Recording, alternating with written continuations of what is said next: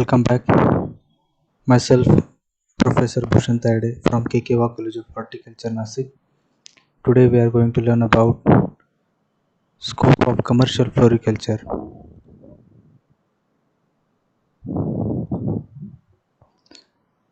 India is blessed with the varied and dynamic agroclimatic conditions, good quality soil, and water made suitable for floriculture.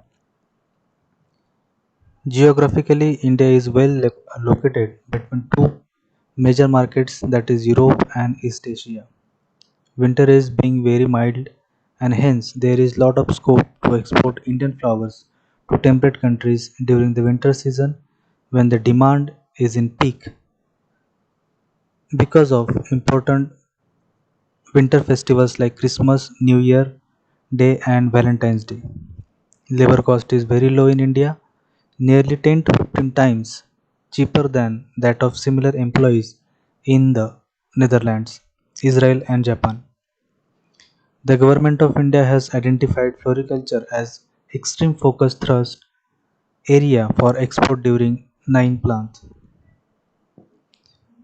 With the implementation of GATT agreement, European nations has brought down the import duty on floriculture products, which at present is 15%. The international market is growing at 8 to 10% annually. The international demand is around 90,000 crore per year and domestic market is at 20 to 25%. Hence, the scope to enter floriculture industry in India is unlimited. The government of India has set up the infrastructure for floriculture industry in major cities like New Delhi, Mumbai, Kolkata, Chennai, Bangalore, Pune, etc. FDI is giving financial assistance to the same extent for various activities connected with the export floriculture products. Easy bank financing for high-tech floriculture. 100% export oriented units are located in and around Hyderabad, Bengaluru, Devnali, Gurgaon, Lonavala, Pune. For 100% export oriented units, the government has allowed to sell 50% of produce in the domestic market. Product specific intensive floriculture zones in India. Area around Delhi, UP and Punjab, rose, carnation, chrysanthemum, gladiolus.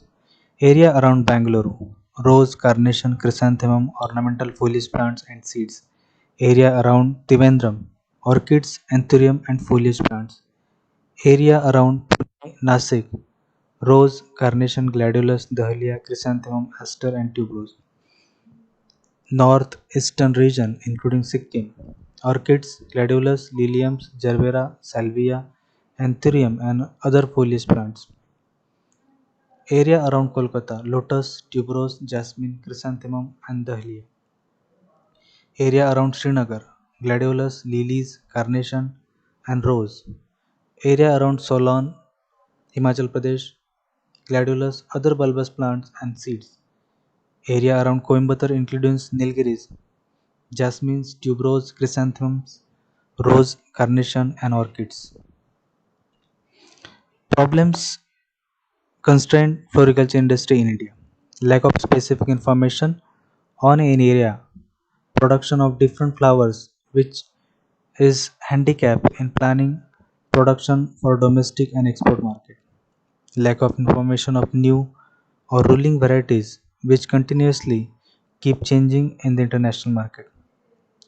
Lack of information on advanced cultivation practices like high density planting, fertilizer, and irrigation management plants, protection, packing and grading, etc.